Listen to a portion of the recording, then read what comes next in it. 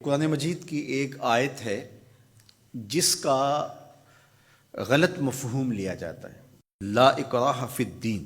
تو اس کا جو مفہوم لیا جاتا ہے عمومی طور پہ وہ یہ ہے کہ دین میں کوئی جبر نہیں ہے، اور جبر سے مراد مذہب بیزار طبقہ یہ لیتا ہے کہ کسی قسم کا کوئی قانون اور کوئی ضابطہ جو مذہب عائد کرتا ہے وہ نہیں ہے۔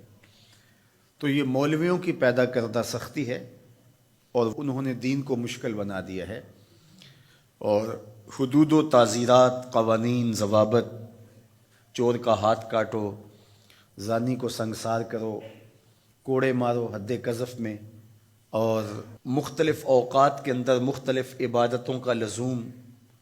تو یہ کیا ہے جب قرآن کہتا ہے لا اکراہ فی الدین، دین میں کوئی سختی نہیں ہے، کوئی جبر نہیں ہے، جو مرضی کرو؟ تو یہ اس کا مفہوم نکالا۔ اور ایک طبقہ ایسا ہے کہ جو دین کو اس طرح پیش کرتا ہے اور اس طرح سے دین کو لوگوں کے سامنے رکھتا ہے کہ جس طرح دین پر عمل کرنا کوئی آسان کام نہیں ہے، اور اس کو وہ مشکل اتنا بنا دیتا ہے کہ لوگ گھبرا جاتے ہیں کہ ہم تو پھر دین پہ نہیں چل پائیں گے، چند لوگ ہی دین پہ چل سکتے ہیں، جبکہ یہ دونوں چیزیں افراط و تفریط سے تعلق رکھتی ہیں۔ تو آیت کریمہ کا صحیح مفہوم یہ ہے، لا اکراہ فی الدین کا مطلب یہ ہے کہ دین قبول کروانے میں کسی پر سختی نہیں کی جائے گی کہ تو ضرور مسلمان ہو، یہ اس کا مفہوم ہے۔ اب کوئی دین قبول کر چکا ہے اور پھر احکام شریعہ اس کے اوپر نافذ ہوں گے تو یہ تو ہوں گے، تو اس پر یہ نہیں ہے کہ اب اس پر سختی نہیں کی جائے گی۔ جو اس جامعہ میں، اس درس گاہ میں داخل نہیں ہوتا، پڑھنا نہیں چاہتا، تو ہم اس کو دھکے سے گھر سے اٹھا کر کے یہاں داخلہ نہیں دے سکتے۔ جس کی مرضی ہو آئے اور جس کی مرضی ہو نہ آئے، لیکن جو شخص یہاں آ کے داخل ہو گیا، پھر یہاں جو ہم نے ضوابط اور قوانین بنائے ہیں ان کا وہ پابند ہوگا، اس لیے کہ وہ اپنی مرضی سے آیا ہے اور اس نے یہاں آ کر کے داخلہ لیا ہے۔ تو اب وہ کہے کہ میں نہیں مانتا تو وہ باغی کہلائے گا۔ تو اسلام کے اندر کسی کو سختی سے داخل نہیں کیا جائے گا، ترغیب دی جائے گی۔ اور قرآن مجید کی اس آیت کریمہ کو اگر پورا پڑھیں تو سارا مفہوم واضح ہے۔ لا اکراہ فی الدین، دین لانے کے حوالے سے کوئی زبردستی نہیں ہے۔ قد تبین الرشد من الغی، ہدایت کا راستہ گمراہی سے ممتاز ہو کے واضح ہو چکا ہے۔ اب جس کا جی چاہے وہ ایمان لائے اور جس کا جی چاہے وہ کفر کرے، یہ اس کی مرضی ہے۔